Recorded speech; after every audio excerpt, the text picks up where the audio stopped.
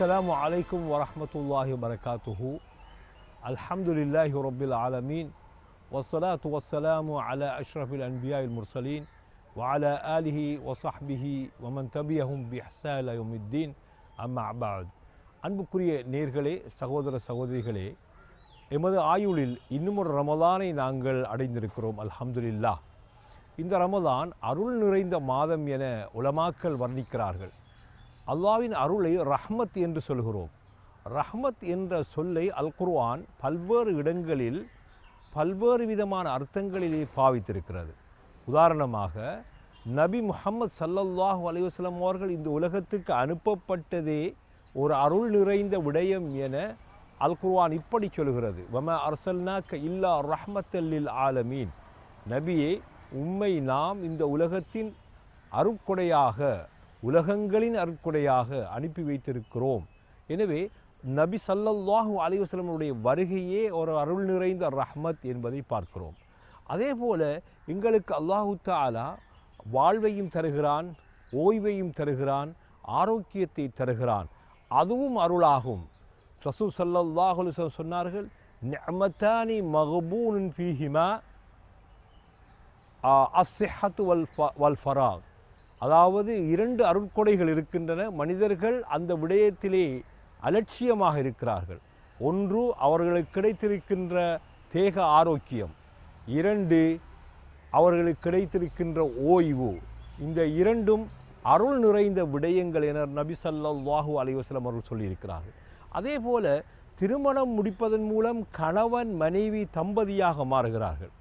அந்த தம்பதிகளை அல்லாஹு தஆலா வர்ணிக்கும் போது, வமின் ஆயாத்திஹி அன் ஹலகலக்கும் மின் அன்ஃபுசிக்கும் அஸ்வாஜன் லிதஸ்குனு இலைஹா. உங்களிலிருந்தே உங்களது சோடியை அல்லாஹு தஆலா படைத்தது அவனுடைய அத்தாட்சிகள் நின்றும் உள்ளதாகும். வஜஅல்னா பைனக்கும் மவத்தத்தம் வரஹ்மா. நாங்கள் அந்த கணவன் மனைவிக்கிடையே அன்பையும் பாசத்தையும் நேசத்தையும் உருவாக்குகிறோம். எனவே இங்கே அருள், கணவன் மனைவியினுடைய தாம்பத்திய வாழ்விலே, இல்லற வாழ்விலே ஒரு அருள், அதுவும் ரஹ்மத் என அல் குர்ஆன் இங்கே வர்ணித்து கூறுகிறது.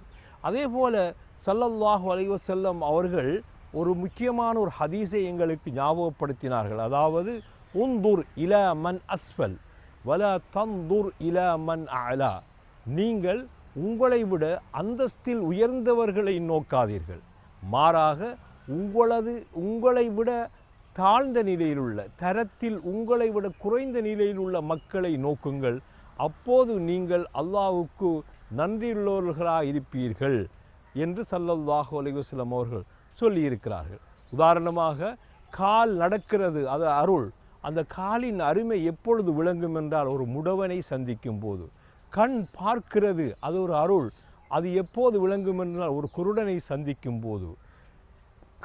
செவிப்புலன் ஒரு அருள். அது எப்போது எங்களுக்கு விளங்கும் என்றால், ஒரு செவிடனை சந்திக்கும் போது. அதே போல ஆரோக்கியம் ஒரு அருள். அது எப்போது எங்களுக்கு என்றால், ஒரு நோயாளியை நாங்கள் சந்திக்கும் போது. அதே போல பதவி, பட்டம், அந்தஸ்து, இவைகளெல்லாம் அருள்கள். ஆனால் நாங்கள் யாரையும், அதாவது தரத்தில் எங்களை விட தரத்தில் உயர்ந்தவர்களை கொண்டு நாங்கள் ஒப்பிடக்கூடாது. மாறாக எங்களை விட தரத்தில் குறைந்தவர்களை கொண்டு நாங்கள் ஒப்பிட வேண்டும் என்ற உண்மையை ஸல்லல்லாஹு சொல்லியிருக்கிறார்கள். எனவே இந்த அருள்முறைந்த இந்த காலகட்டத்திலே நாங்கள் அதிகம் அல்லாஹ்விடம் அருள் நிறைந்த துஆக்களை கேட்போம். அல்லாஹும்ம அர்ஹம்னா பிரஹ்மதிக யா அர்ஹமர் ராஹிமீன்.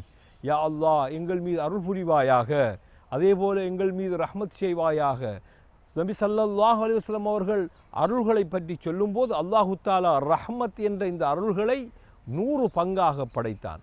ஒரு பங்கைத்தான் இந்த உலகத்துக்கு கொடுத்திருக்கிறான். மிகுதி 99 ரஹ்மத்துகளும் எங்கே? அவை மறைக்கப்பட்டிருக்கின்றன. மறுமை நாளிலே சுவன வாழ்க்கைக்காக அது தயார்படுத்தப்பட்டிருக்கின்றன. எந்த கண்ணும் கண்டிராத, எந்த காதும் கேட்டிராத, எந்த உள்ளமும் நினைத்து பார்த்திருக்காத அதி உயர்ந்த இன்பங்களை அல்லாஹ் சுவனத்திலே நல்லடியார்களுக்கு மறைத்து வைத்திருக்கிறான். அந்த அருள்கள் 99 அருள்களாக இருக்கின்றன. அன்புக்குரியவர்களே, இந்த ஒரு அருளை இந்த உலகத்திலே அடைந்து கொள்வதற்கு மனிதன் போட்டி போடுகிறான், பொறாமைப்படுகிறான், மற்றவர்கள் மீது காழ்ப்புணர்வு கொள்கிறான், மற்றவர்களை வசைபாடுகிறான், மற்றவர்களுக்கு துரோகம் செய்கிறான். எனவே எல்லா ரஹமத்துகளையும் இந்த உலகத்திலே கொடுத்திருந்தால் என்ன நடந்திருக்கும்?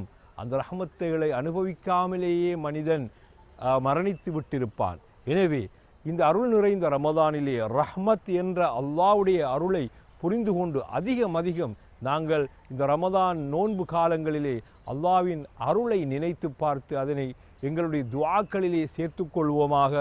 ஆமீன். வாஹிரு தஅவானா அனில் ஹம்துலில்லாஹி ரப்பில் ஆலமீன். வஸ்ஸலாமு அலைக்கும் வரஹ்மத்துல்லாஹி வபரகாத்துஹு.